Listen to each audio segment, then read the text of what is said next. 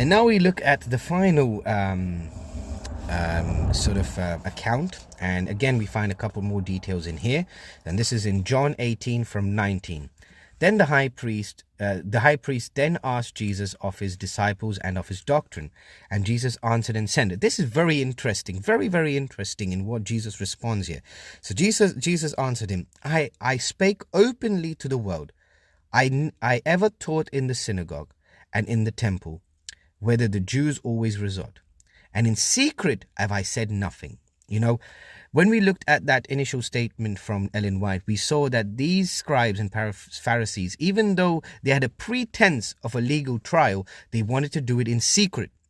That their accusations and their way of proceedings were not shown to the people, because the people will then have righteous indignation, because they will come forth and speak of Jesus Christ. Jesus' followers would have come forth and said, he has done this, he has done that, he is the Son of God. Like, how can you do that? And Jesus would have been liberated.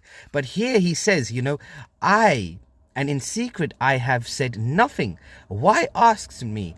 Ask them which heard me, what have I said unto them? Behold, they know what I said. So Jesus says, ask them, which you're not doing. You're giving me a pretense of a legal trial, but you're not really giving me a proper trial. But ask the Jewish people who sat in the temple, who sat in the synagogue, ask them what I had said. 22, and when he had thus spoken, one of the officers stood, which struck Jesus with his palm of his hand, saying, answerest thou the high priest so? Jesus answered him, if I have spoken evil, bear witness of evil. But if well, why smitest thou me?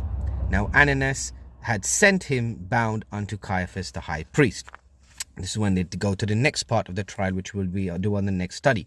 But so here we see, again, they're mocking him. They're not believing anything we're saying. So when we use this, when we look at John and then when we look at Mark, and we sort of compare them together, we can see that even though they're asking Jesus the questions, they're not believing Jesus, because he says in Luke 22, when we compare John and Luke 22:67, he says, if I tell you, ye believe not. Because for 3.5 years Christ preached and they did not believe anything. They mocked him. They called him a blasphemer. So why would they believe him now when they are at their point of killing Jesus? They are ready to kill Jesus.